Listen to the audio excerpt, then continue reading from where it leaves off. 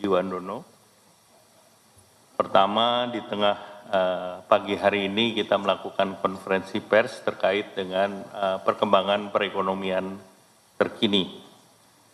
Ini yang di tengah ketidakpastian global, berbagai isu mengenai kinerja ekonomi, terutama penguatan dolar terhadap semua mata uang lainnya, serta isu lain dan tekanan yang bersumber dari sektor eksternal. Nah, tentu perkembangan ini memerlukan penjelasan yang pada dasarnya fundamental ekonomi kita masih kuat dan kita masih tumbuh di atas ekspektasi pasar. Dan Bank Dunia baru saja menaikkan growth forecast Indonesia di tahun 2024 yang tadinya 4,9% menjadi 5% dan untuk tahun 2025 dari 4,9 menjadi 5,1%. Di tengah perekonomian dunia mengalami inflasi tinggi, inflasi Indonesia terus terjaga dalam rentang target sasaran di bawah 3%. Demikian pula angka postur APBN 2024 dan defisit fiskal serta debt to GDP tentu hasilnya ataupun masih sangat positif. Nah, tentu beberapa hal yang saya juga ingin sampaikan bahwa telah ada pertemuan antara pemerintah dan Presiden terpilih. Dalam pertemuan tersebut, saya, Bu Menteri Keuangan, Mas Tommy Jiwandono, Pak Presiden terpilih, dan juga Wakil Ketua DPR, Pak Sufmi Dasko, itu melakukan rapat dan sudah dijelaskan terhadap kondisi perekonomian maupun terkait dengan RAPBN di tahun 2025 nanti. Nah, pada prinsipnya beliau telah memahami dan menyetujui hal yang kemarin dibahas di dalam rapat, termasuk salah satunya terkait dengan dukungan terhadap program-program yang menjadi program unggulan, dan salah satunya tentu program bergizi gratis yang sudah dialokasikan di dalam anggaran RAPBN 2025 sebesar 71 triliun dan tentu ada skala prioritas dan hal teknis lainnya nanti tentu akan disampaikan oleh Bu Menteri Keuangan. Pada rapat tersebut, Bapak Presiden terpilih dan pemerintah hari ini, pemerintah sekarang telah sepakat dan setuju dengan besaran makro yang sedang di dalam pembahasan dengan DPR dan masih ada tahapan pembahasan DPR yang sedang berjalan. Selanjutnya, kalau kita lihat perekonomian dunia diproyeksikan masih di bawah tren jangka panjang dengan downside risk, tentu tensi geopolitik, fragmentasi geoekonomi, kemudian pelemahan ekonomi Tiongkok, penguatan dolar Amerika, serta suku bunga tinggi di negara maju dan pengetatan fiskal di negara maju. Kemudian meningkatnya ketidakpastian, tingginya inflasi dan mundurnya ekspektasi suku bunga The Fed, ini telah mendorong investor beralih ke aset safe haven, emas maupun dan juga dolar, sehingga menyebabkan depresiasi nilai tukar. Harga emas diperkirakan akan terus meningkat dan sebetulnya Indonesia punya kesempatan karena Indonesia punya refinery, copper refinery akan segera berproduksi di akhir tahun ini dan segera commissioning dalam 1-2 hari ke depan.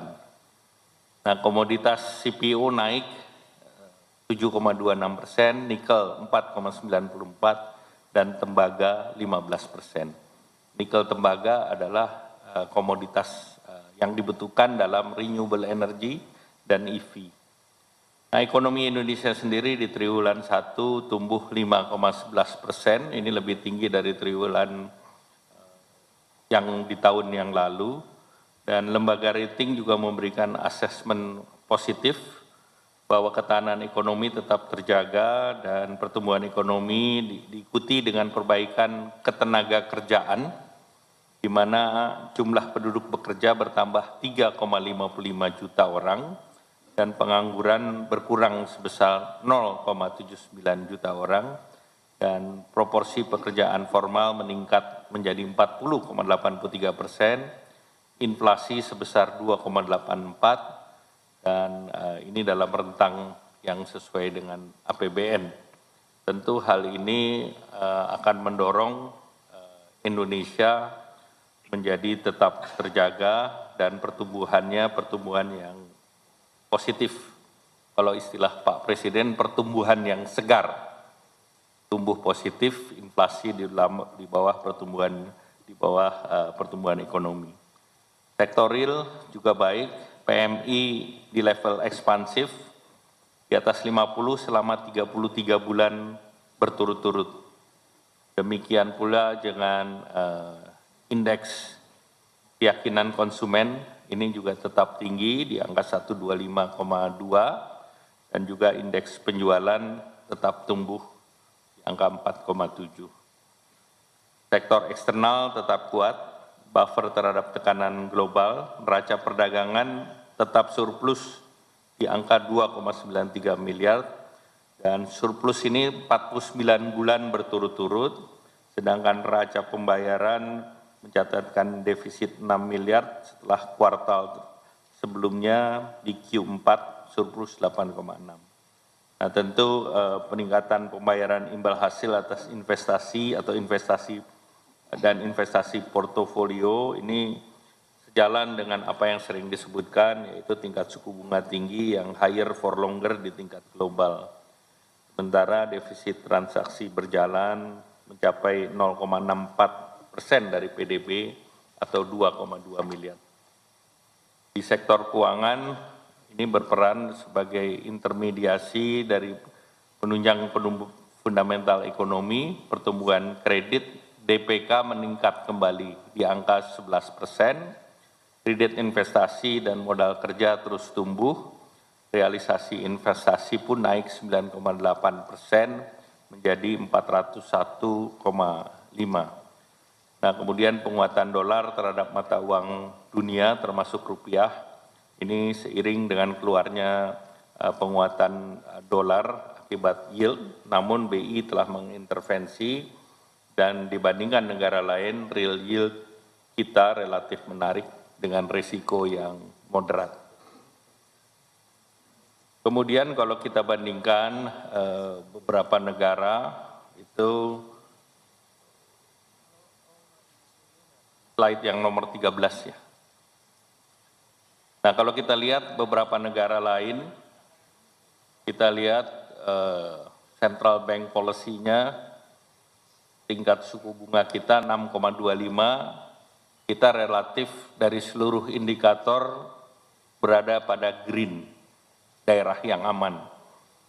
Jadi negara-negara seperti Indonesia itu relatif lebih baik dari negara ASEAN lain kecuali Thailand. Kemudian dengan rating yang relatif baik, dengan kita punya inflation juga relatif baik dibandingkan yang lain.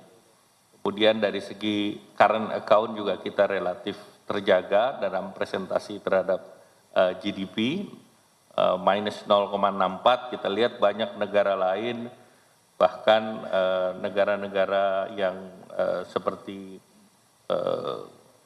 negara di bawah Indonesia relatif banyak, termasuk India, Cina, dan yang lain. Demikian pula dari segi fiscal balance, dari jumlah total debt, relatif kita juga baik. Negara-negara Jepang dan yang lain juga relatif lebih tinggi dari kita, dan foreign reserve dan vulnerability index kita juga masih di jalur hijau. Selanjutnya dari segi asumsi makro, nanti disampaikan Bu Menteri Keuangan, pertumbuhan ekonomi kita 5,1 sampai 5,5%, ditunjang oleh konsumsi rumah tangga dan daya beli. Kemudian RAPBN juga kita dorong untuk mengatasi tantangan siklikal, kemudian menjadi periode transisi pemerintahan, sehingga keberlanjutan berbagai program prioritas saat ini dan mengakomodasi program unggulan kebijakan pemerintahan selanjutnya. Dan persoalan struktural tentu membutuhkan kebijakan jangka menengah. Range defisit di era APBN di angka 2,29 sampai dengan 2,82% PDB untuk mendukung APBN yang sehat dan berkelanjutan. Dari segi makro, rasio perpajakan, keseimbangan primer kembali surplus, dan terakhir rasio utang terjaga di bawah 40%. Nah, dari defisit fiskal ini di bawah 3%, dan IMF melihat budget defisit kita pada kisaran 2,2 tahun ini, dan posisi budget defisit 2,35 di tahun 2023, dan dari 1,62 dari PDB. Nah, Indonesia jauh lebih baik dari beberapa negara lain. Kita lihat India defisitnya minus 7,9%, China minus 7,16%, Amerika minus 6,67%, Jepang minus 6%, Thailand minus 4%, Filipina minus 4%, dan Malaysia 3,59%. Artinya budget defisit di negara lain tinggi dan juga relatif kita lebih baik dari negara-negara yang tersebut. Demikian pula rasio utang kita 38,98, negara lain seperti Jepang hutangnya 254%. Kenapa mereka hutang besar? Karena bunganya negatif. Kemudian Amerika 123% hutangnya, tapi karena mereka yang mencetak dolar, Amerika dolarnya aman-aman saja. Dan India 82%, Malaysia 66%, dan Thailand 64%, Korea Selatan 56%. Jadi artinya dengan defisit mereka negara lain tinggi, kita tidak perlu khawatir karena kita tetap di bawah 40%. Kemudian dari segi daya saing, kita lihat daya saing kita itu kenaikan signifikan dari peringkat ke-34 menjadi ke-27. Nah, beberapa hal yang menjadi penting yaitu dari government efficiency itu naik 8 level. Jadi dianggap pemerintahnya itu efisien, yaitu dari ranking 31 menjadi 23. Dari bisnis efisiensi naik 6 level, dari 20 ke 14, dan didukung ini oleh produktivitas dan praktek bisnis yang sehat serta sektor keuangan. Dari economic performance itu naik dari 29 menjadi 24. Nah, Indonesia ini menarik karena di antara negara ASEAN kita mengalami perbaikan ke posisi ketiga. Hanya ada 3 negara ASEAN, yaitu Singapura rankingnya pertama, Thailand ke-25, dan Indonesia ke-27. Nah, daya saing ini terus naik dari segi 3 tahun berturut-turut. Namun saya juga memberi catatan dari tingkat kalau kita kembali ke angka AMD, dari daya saing perburuhan itu menarik karena dari segi buruh pun kita efisiensinya di labor market kita di posisi nomor 2 di antara jumlah negara yang disurvei oleh AMD. Jadi labor market kita relatif sudah baik. Kemudian kita juga melihat bahwa kebijakan makro, reform birokrasi, anggaran prioritas belanja, perangkat hukum, dan sumber pertumbuhan ekonomi dan kesempatan kerja kita bisa jaga. Memang sekarang AMD ini salah satu atau satu-satunya ranking yang ada karena yang World Bank kemarin sudah ditarik. Dari indikator tersebut kami optimis bahwa kita bisa menjaga keseluruhan berbagai rasio, baik itu pajak, keseimbangan primer, defisit budget maupun utang, dan tentunya Indonesia dalam proses masuk menjadi anggota OECD akibat leadership dari Bapak Presiden Pak Joko Widodo, ini kita sangat dihormati dalam pergaulan negara-negara di global. Selanjutnya kami persilakan Ibu Menteri Keuangan. Terima kasih Pak Menko. Pak Menko, Mas Tommy, Mas Budi, dan teman-teman wartawan. Assalamualaikum warahmatullahi wabarakatuh. Selamat pagi dan salam sejahtera untuk kita semua. Om Swastiastu, Namo Buddhaya, salam kebajikan. Teman-teman wartawan, hari ini kita bersama Pak Menko dan Mas Tommy dan Mas Budi akan menyampaikan mengenai sebetulnya ini adalah orkestrasi di dalam rangka untuk memberikan kejelasan dari proses transisi terutama berkaitan dengan kebijakan ekonomi dan APBN. Karena ini akan menjadi salah satu pusat perhatian dari banyak sekali pihak atau stakeholder yang harus terus kita jaga. Oleh karena itu, penjelasan mengenai perkembangan ekonomi dan terutama di dalam pelaksanaan APBN dan penyusunan APBN RAPBN 2000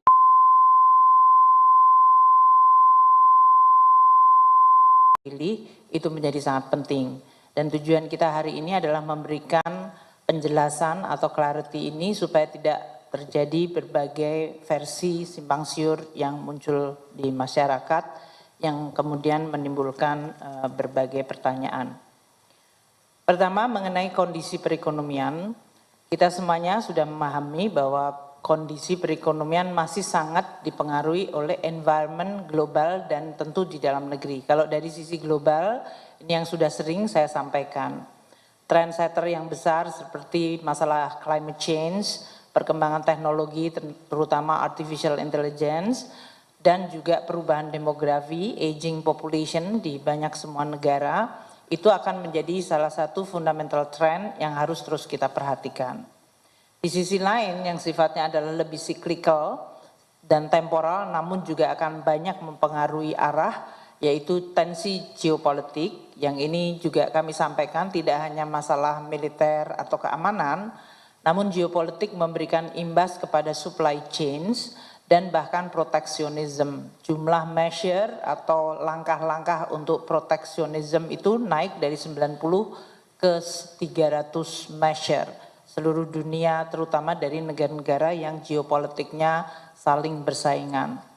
Suku bunga juga masih dari sisi negara-negara maju relatif tinggi. Meskipun Eropa kemarin sudah menurunkan, namun Amerika masih bertahan. Pertumbuhan ekonomi mengalami stagnasi, cenderung stagnan lemah, dan negara-negara di seluruh dunia policy space-nya menjadi terbatas setelah terjadinya COVID dan sesudah terjadinya COVID, pemulihan ekonomi tidak berjalan secara setinggi seperti yang diharapkan. Ini menyebabkan banyak negara-negara di dunia mengalami policy space yang sangat terbatas. Dan banyak negara dengan defisit yang tadi telah disampaikan oleh Pak Menko Perekonomian mengalami exposure fiskalnya meningkat dalam bentuk kerentanan utang publik mereka. Inilah environment yang sekarang sedang kita hadapi dan harus kita kelola. Di sisi lain tentu ada peluang dengan adanya geopolitik, perubahan rekonfigurasi dari sisi rantai pasok, itu memberi peluang bagi Indonesia karena Indonesia memiliki mineral dan tambang yang cukup baik dalam positioning dan peranannya. Dan oleh karena itu kebijakan hilirisasi menjadi sangat penting. Dan adanya harapan mulai terjadi pelonggaran moneter untuk beberapa negara yang seperti saya sebutkan, Eropa sudah mulai melakukan penurunan dan juga berbagai reformasi struktural. Di Indonesia sendiri bahkan selama pandemi di bawah Presiden Jokowi terus dilakukan langkah-langkah untuk memperbaiki sisi struktural dengan reform yang kita lakukan dari mulai Undang-Undang Cipta Kerja, Undang-Undang Harmonisasi Perpajakan, Undang-Undang Hubungan Keuangan Pusat dan Daerah, dan Undang-Undang P2SK mengenai sektor keuangan. Itu semuanya adalah langkah-langkah reform struktural yang Indonesia lakukan. Nah, dengan pertumbuhan global yang masih stagnan, inflasi yang masih tinggi, kita harus mulai melakukan adjustment terhadap trade-off yang dihadapi policy-policy kita. Dan ini kita akan terus lakukan agar respons policy kita, terutama dalam hal ini kombinasi antara moneter dan fiskal bisa memitigasi munculnya resiko akibat lingkungan global yang terus dinamis dan volatile, dan bisa menjaga momentum pertumbuhan ekonomi kita tetap berjalan baik, stabilitas terjaga. Itu yang terus kita kalibrasi bersama dengan otoritas moneter dan KSSK stabilitas sektor keuangan. Karena perekonomian pasti membutuhkan stabilitas makro dan stabilitas sektor keuangan untuk bisa meneruskan tujuan kita untuk mencapai negara maju pada tahun 2045. Oleh karena itu, kalau kita lihat dengan pertumbuhan ekonomi Indonesia yang terjaga dan inflasi rendah, kita tetap memperhatikan terutama inflasi di sektor makanan. Karena ini akan mempengaruhi sekali daya beli masyarakat dan mempengaruhi komponen konsumsi yang menjadi pendukung dari pertumbuhan ekonomi sekitar 55%. Maka nanti akan saya sampaikan langkah-langkah fiskal untuk bisa menjaga daya beli masyarakat, dan di sisi lain juga bersama dengan Bank Indonesia melalui kebijakan moneternya. Seperti teman-teman wartawan ketahui, pertumbuhan ekonomi sampai dengan kuartal 1 kita di 5,11. Ini termasuk pertumbuhan yang resilient di level yang tinggi. Karena banyak negara yang sesudah mengalami kenaikan suku bunga oleh Federal Reserve sejak tahun 2022, pertumbuhan ekonominya mereka mengalami perlemahan yang cukup signifikan. Jadi Indonesia berturut-turut lebih berapa itu 12 kuartal kita tetap dalam pertumbuhan sekitar 5% pasca pandemi. Ini adalah sesuatu resiliensi yang cukup baik dan harus dipertahankan. Kita terus memonitor berbagai faktor yang menunjukkan sentimen untuk mendukung pertumbuhan ekonomi ini, dari mulai optimisme masyarakat, dari sisi consumer confidence, Mandiri Spending Index, semuanya masih di dalam resiliensi level atas. Kalau ada fluktuasi pergerakan itu kita juga perhatikan, namun kalau kita lihat dari sisi level mereka masih pada level yang tinggi. PMI Indonesia masih dalam zona ekspansif. Konsumsi listrik kita sesudah awal tahun kemarin terutama yang untuk industri sedikit mengalami penurunan negatif, sekarang sudah ada di zona positif lagi di 1,8%. Untuk bisnis juga masih resilient di level di atas 8%. Ini cukup baik karena berarti dengan konsumsi listrik aktivitas ekonomi berjalan. Demikian juga dengan konsumsi semen yang di awal tahun kemarin sempat mengalami penurunan, konstruksi sudah mulai berjalan lagi dan sekarang tumbuh 11,2. Penjualan real kembali tumbuh menguat dengan indeks 4,7% year on year. Namun resiliensi dalam negeri ini tidak terbebas dari ujian lingkungan global yang berubah. Pasar keuangan global memang mengalami sentimen yang cukup turbulence. Ini diakibatkan karena posisi Federal Reserve yang tetap mempertahankan suku bunganya. Anda lihat level dari Federal Reserve Policy Rate ada di 5,5%. Ini adalah level yang sangat tinggi kalau dibandingkan tahun 2022 yang waktu itu masih pada level di bawah 1%. Jadi kenaikan hanya dalam waktu 24 bulan dan bertahan cukup lama. Berbagai harapan ekspektasi market agar Fed Fund Rate turun, ternyata akhir-akhir ini komunikasi dari FOMC menunjukkan bahwa suku bunga ini akan tetap dipertahankan tinggi hingga akhir tahun. Kalaupun ada penurunan mungkin hanya 1 kali. Bayangkan tadinya ekspektasi market akan terjadi penurunan suku bunga tahun ini paling tidak antara 4 hingga 6 kali. Ternyata tidak terjadi. Ini yang menimbulkan turbulensi karena market harus melakukan adjustment terhadap ekspektasi mereka, terutama pada bulan-bulan April, dan kemudian bulan Mei ini. Dari sisi equity index Bloomberg juga menunjukkan bahwa ada perbaikan namun masih ada volatilitas yang membayangi. Dan tadi disampaikan oleh Pak Menko Perekonomian, dengan suku bunga Fed Fund Rate masih di 5,5 bertahan dan kemungkinan hanya akan satu kali saja menurun atau dilakukan penurunan, ini menyebabkan dolar indeks meningkat. Di graf paling sebelah kanan kelihatan yang orange, dolar indeks adalah yang menguat di 102,18. Lawannya mata uang dari negara-negara lain kemudian mengalami perlemahan, dan kita lihat Indonesia yang merah di 95,22. Banyak negara-negara terutama di Latin Amerika yang mengalami perlemahan mata uang jauh lebih dalam.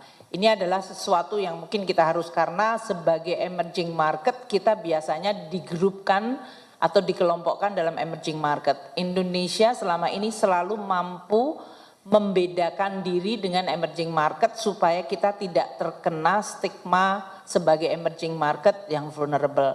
Ini penting di dalam pengelolaan dan juga komunikasi serta eksekusi kebijakan fiskal dan kemudian moneter untuk menjaga stabilitas makro kita. Pasar keuangan global yang mengalami tekanan terlihat dari sisi capital flow, dan itu mempengaruhi currency, equity, dan bond yield. Ini 3 indikator yang kita terus monitor dan waspadai, dan pasti mempengaruhi kinerja APBN yang sedang berjalan, yaitu APBN 2024. Bank Indonesia mengeluarkan surat berharga Bank Indonesia SRBI, dan kita lihat mampu menarik capital inflow lagi karena pemerintah yield dari surat berharga negara kita masih relatively tidak mengalami kenaikan. Dan ini berarti kita akan terus bersama Bank Indonesia mengelola antara stabilitas harga, yaitu inflasi, stabilitas nilai tukar, exchange rate, dan stabilitas dari yield dari surat berharga negara. Ketiga ini, tiga-tiganya sama-sama penting, dan terus kami bekerja sama antara otoritas fiskal moneter agar ketiganya tetap terjaga relatif stabil. Kalau saya bicara relatif karena environment yang bergerak dan tekanan memang tidak mungkin kita tidak terkena dampaknya, tapi dampak ke Indonesia relatif manageable dan kecil. Kita lihat salah satu indikator atau situasi emerging market yang memang terlihat di salah satu artikel Financial Times disebutkan emerging market currency suffer worst start to the year since 2020. Ini menggambarkan negara-negara emerging terutama Latin Amerika mengalami koreksi yang sangat dalam. Kita lihat seperti Brazil, Meksiko, Chili, itu bahkan Chili yang selama ini merupakan negara yang relatively performance-nya sangat bagus di Latin Amerika juga mengalami koreksi, termasuk Kolombia. Dan kemudian negara Eropa emerging seperti Hungary atau Hungaria, dan kemudian kita bandingkan dengan Indonesia, Korea maupun Thailand. Kalau kita lihat di sini pergerakan emerging market yang memang sangat cukup besar dalam tahun 2024 diakibatkan oleh kecenderungan tadi, suku bunga tinggi, harga komoditas yang volatile rendah atau korektif terhadap tahun 2022-2023, dan kemudian capital outflow yang menyebabkan depresiasi terhadap nilai tukar dan pergerakan yield. Kita lihat Indonesia dibandingkan negara-negara yang disebut atau dalam hal ini emerging market yang dianggap prominent, Indonesia masih relatively dalam kondisi yang resilient. Depresiasi nilai tukar kita memang mengalami 6,5 dibandingkan negara-negara lain, itu relatively comparable atau lebih baik. Yield surat berharga negara kita, yaitu surat utang negara kita, juga mengalami kenaikan, tapi dibandingkan negara-negara lain yang lonjakannya sangat tinggi, ini juga relatif stabil. Ini disebabkan karena selama ini policy fiskal kita cukup hati-hati dan prudent. Dan ini memberikan jangkar atau anchor terhadap stabilitas kita. Dari sisi pertumbuhan ekonomi Indonesia juga relatif resilient tinggi, inflasi kita relatif rendah, debt to GDP ratio maupun defisit tadi yang disampaikan oleh Pak Menko Perekonomian, Indonesia dalam posisi yang relatif prudent, hati-hati. Nah, APBN 2024 tidak terlepas dari kinerja ini dari lingkungan global yang berubah sangat besar. Ada dari sisi harga minyak, yield, exchange rate, dan juga kemudian mempengaruhi kinerja dari perusahaan-perusahaan. Kita lihat pendapatan negara sampai dengan akhir Mei seperti yang saya sampaikan dalam konferensi pers mengenai ALCO, memang mengalami tekanan yaitu growth-nya negatif 7,1%. Terdiri dari penerimaan pajak yang mengalami kontraksi 8,4, ini terutama perusahaan-perusahaan dengan harga komoditas atau perusahaan-perusahaan mining di Indonesia maupun CPO, mereka mengalami koreksi dari sisi kinerja perusahaannya untuk tahun 2023 yang dilaporkan pada bulan April yang lalu. Dan kita melihat koreksinya sekitar 8,4% dari sisi penerimaan pajak.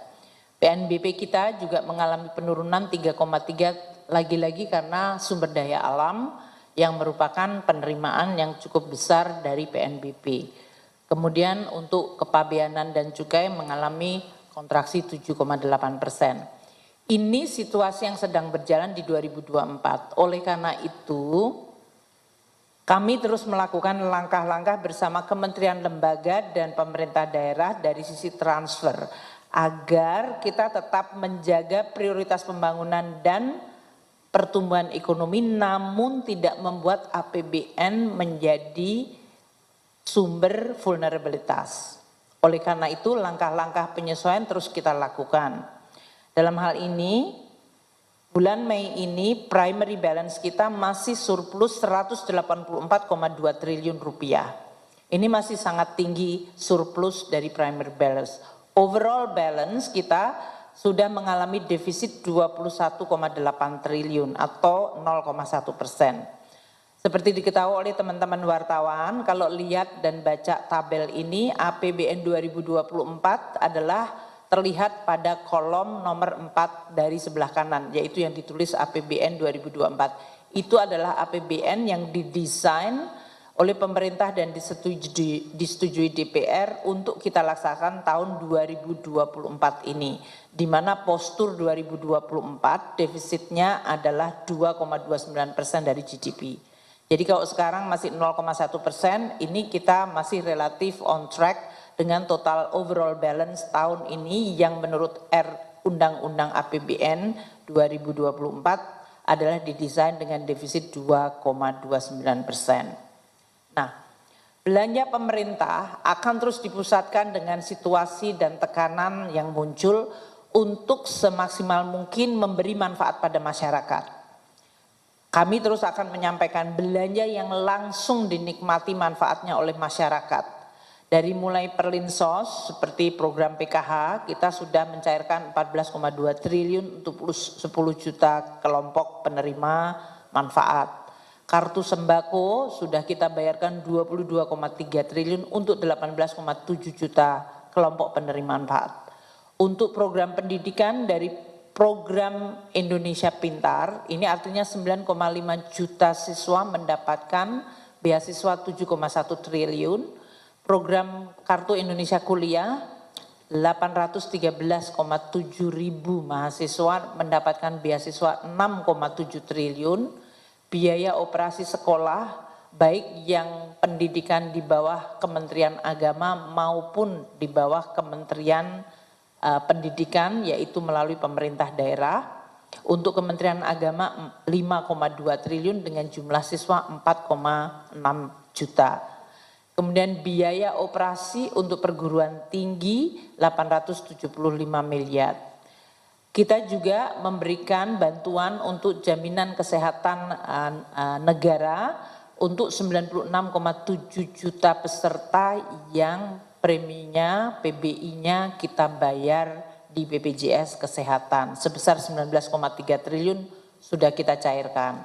Kemudian subsidi energi, baik untuk BBM, LPG, listrik, itu semuanya tetap kita jaga. kita sudah membelanjakan 6,6 triliun plus 26,8 triliun untuk LPG 3 kilo. Dan juga bantuan termasuk bantuan beras, alat pertanian, subsidi pupuk, dan bantuan UMKM dalam bentuk subsidi bunga untuk 2 juta debitur. Ini semuanya dengan total 640,9 triliun hingga akhir Mei sudah kita cairkan pada tahun 2024. Nah, tekanan global yang akan terus kita waspadai harus kita kelola.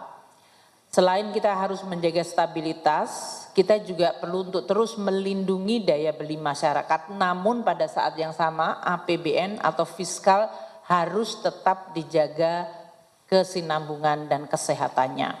Jadi sambil kita menjadi shock absorber, melindungi masyarakat, dan terus menjaga momentum ekonomi, APBN-nya sendiri harus tetap dijaga kesinambungan dan kesehatannya. Karena ini akan menjadi sumber confidence terhadap pelaksanaan pemerintahan.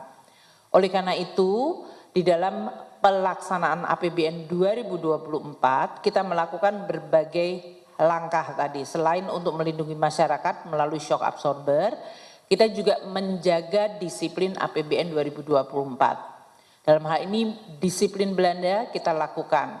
Kita melakukan automatic adjustment, itu adalah untuk overall adjustment terhadap keseluruhan belanja pemerintah.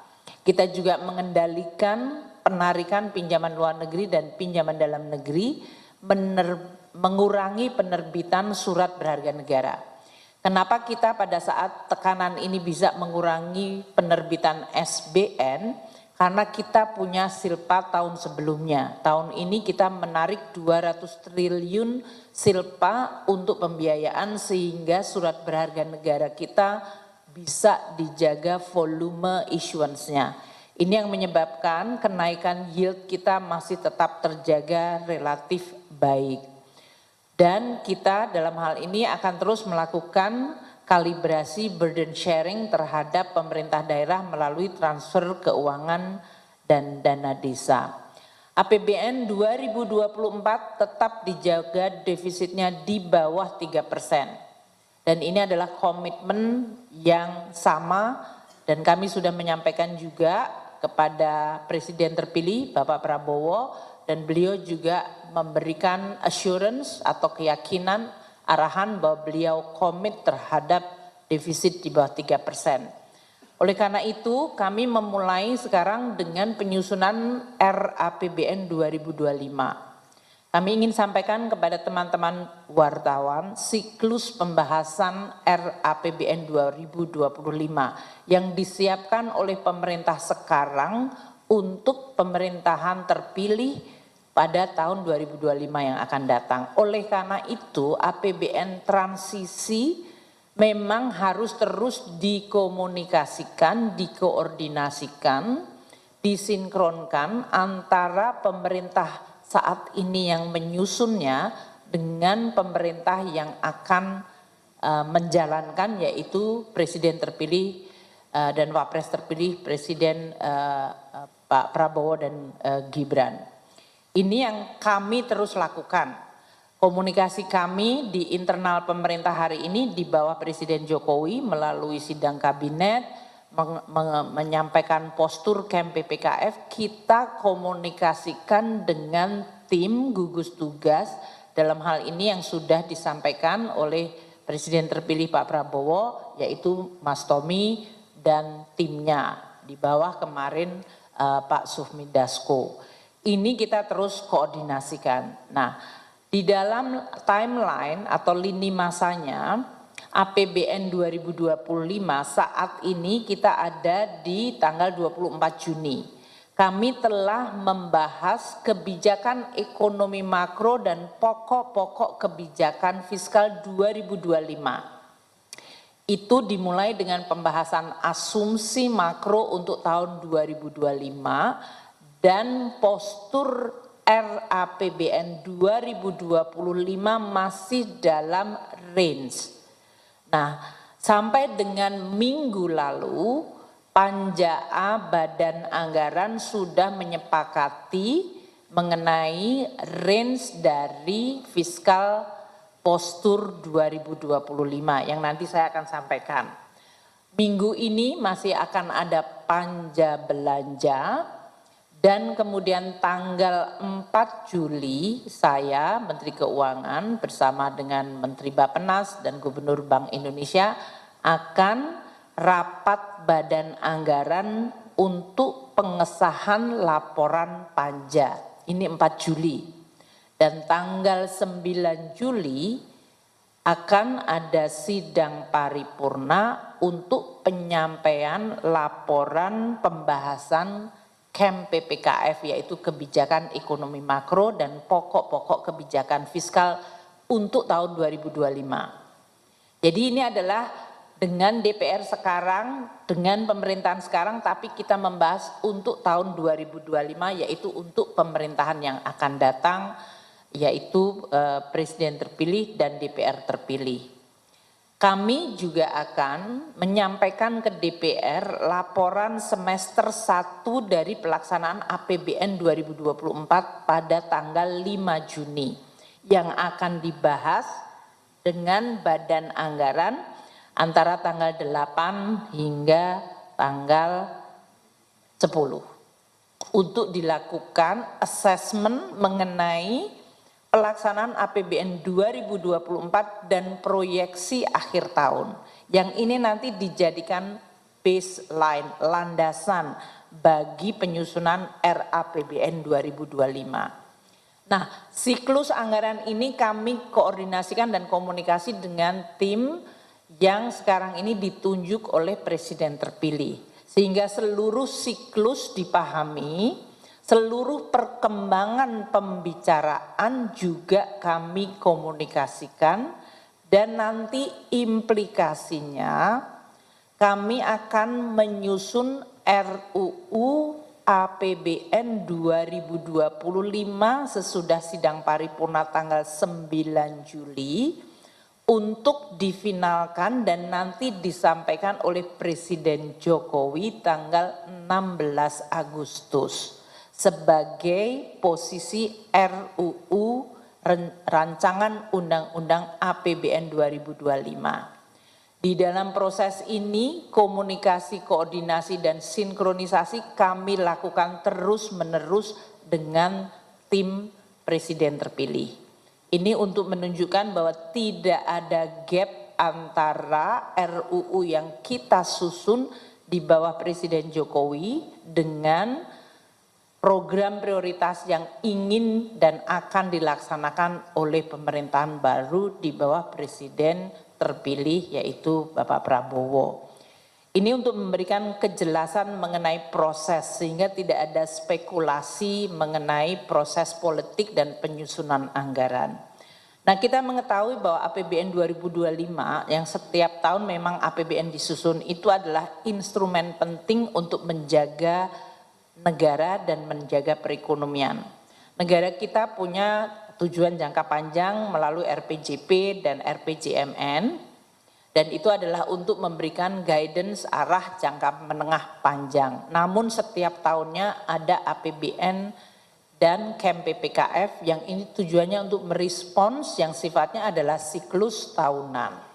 Ini semuanya adalah tools, alat kebijakan untuk mencapai tujuan Indonesia Maju 2045. Untuk 2025 ini, tema yang tadi telah disampaikan oleh Pak Menko dan ini juga dibahas di sidang kabinet paripurna oleh seluruh menteri dengan Presiden Jokowi, Pak Wapres Kiai Haji Ma'ruf Amin adalah akselerasi pertumbuhan ekonomi yang inklusif dan berkelanjutan. Ini juga memuat nanti tema di mana pemerintahan baru memiliki program-program prioritas. Berbagai program untuk jangka menengah itu konsisten selama ini seperti SDM unggul, hilirisasi, inklusivitas, pembangunan infrastruktur, efisiensi dan reform birokrasi, ekonomi kreatif, pertahanan keamanan, kemandirian pangan, dan demokrasi serta hak asasi manusia. Untuk program jangka menengahnya, prioritas pendidikan bermutu termasuk program makanan bergizi gratis, penguatan mutu sekolah termasuk dalam hal ini perbaikan fasilitas sekolah dan sekolah unggulan, ini yang disampaikan oleh pemerintah baru, kesehatan yang berkualitas, reform dari sisi kesehatan terus dilakukan dan JKN, serta program pengentasan kemiskinan, pemerataan, serta menjaga pertumbuhan ekonomi yang tinggi dan berkualitas. Ini semuanya masuk di dalam tema 2025 yang konsisten dengan pemerintahan baru dan merupakan juga kelanjutan dari pemerintahan saat ini. Nah, untuk kami sampaikan kepada teman-teman media dan kepada seluruh stakeholder, sampai dengan minggu ini kesepakatan antara pemerintah dengan DPR mengenai postur 2025 adalah sebagai berikut. Dan ini masih akan nanti disahkan pada 4 Juli dengan Badan Anggaran dan sidang paripurna 9 Juli. Sampai dengan hari ini pertumbuhan ekonomi yang disepakati tahun depan 2025 adalah antara range 5,1 hingga 5,5. Inflasinya 1,5 hingga 3,5%. Nilai tukar antara 15.300 hingga 15.900, suku bunga 6,7 hingga 7,2, dan harga minyaknya adalah 75 hingga 85 dolar per barel, lifting minyak 580.000 dan 605.000 barel per hari, lifting gas adalah 1.003.000 hingga 1.047.000 barel per hari.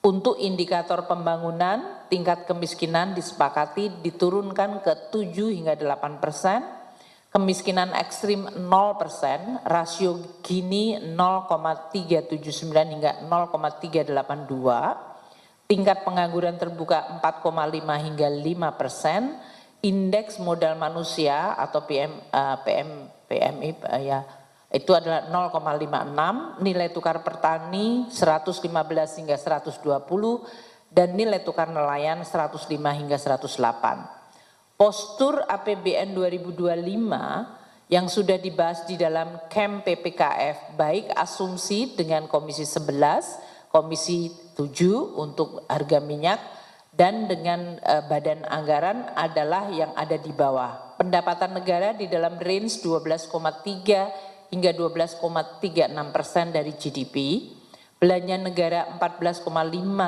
hingga 15,18% dari GDP, keseimbangan primer antara 0,15 defisit hingga 0,61% defisit dari GDP, dan defisit antara 2,29 hingga 2,82. Dengan kesepakatan ini nanti kami akan menyusun RAPBN 2025 yang akan disampaikan oleh Bapak Presiden Jokowi kepada sidang paripurna DPR tanggal 16 Agustus. Nah, banyak pertanyaan mengenai program prioritas makanan bergizi gratis. Kami telah berkomunikasi dengan Presiden terpilih Bapak Prabowo dan timnya, dan ini untuk memberikan clarity mengenai bagaimana makanan bergizi gratis akan fit di dalam RAPBN 2025. Presiden terpilih Bapak Prabowo telah menyampaikan bahwa beliau menyetujui bahwa pelaksanaan program makanan bergizi gratis MBG dilaksanakan secara bertahap. Dan untuk tahun pertama pemerintahan beliau, tahun 2025 telah disepakati alokasi sekitar 71 triliun di dalam RAPBN 2025. Nah, teman-teman wartawan tadi sudah lihat di dalam slide sebelumnya, angka 71 triliun itu ada di dalam range postur defisit 2,29 hingga 2,82. Jadi kembali ke slide selanjutnya, Angka 71 triliun bukan merupakan on top di atas itu, tapi sudah di dalamnya. Dan nanti kita akan susun pada saat kita menyusun RUU APBN 2025 yang akan disampaikan oleh Bapak Presiden Jokowi tanggal 16 Agustus. Detail mengenai program makan bergizi gratis ini nanti akan dijelaskan oleh tim dari Presiden terpilih. Namun untuk postur APBN sudah kita masukkan dan sudah disepakati oleh Bapak Presiden terpilih, yaitu dimulai bertahap dengan anggaran awal 71 triliun. Nah, kami di Kementerian Keuangan akan terus menyusun APBN ini melalui proses yaitu di sidang kabinet sendiri di bawah Presiden Jokowi dan Wakil Presiden Kiai Haji Ma'ruf Amin dan Kabinet Paripurna Pak Menko Perekonomian dan seluruh kabinet, dan berkonsultasi dengan tim dari Presiden dan Wapres terpilih yaitu Prabowo Gibran. Ini semuanya dilakukan mengikuti siklus APBN yang diatur dalam Undang-Undang Keuangan Negara dan akan dibahas secara transparan dengan DPR untuk mendapatkan persetujuan Undang-Undang APBN. Mungkin itu yang ingin sampaikan. Saya tegaskan kembali bahwa APBN dikelola secara hati-hati dan tetap menjadi instrumen yang dijaga sustainabilitasnya dan kesehatannya, karena ini adalah instrumen penting yang akan menjadi andalan bagi pemerintah, baik pemerintah hari ini maupun pemerintah yang akan datang. Dan selama ini komunikasi kami berjalan dengan baik untuk tetap memiliki komitmen terhadap pengelolaan fiskal yang prudent, hati-hati, dan tetap sehat serta sustainable. Demikian dari saya, kami serahkan kembali kepada Pak Menko. Terima kasih Bu Menteri Keuangan. Selanjutnya kami persilahkan Pak Tommy Jiwandono. Terima kasih Pak Menko. Yang terhormat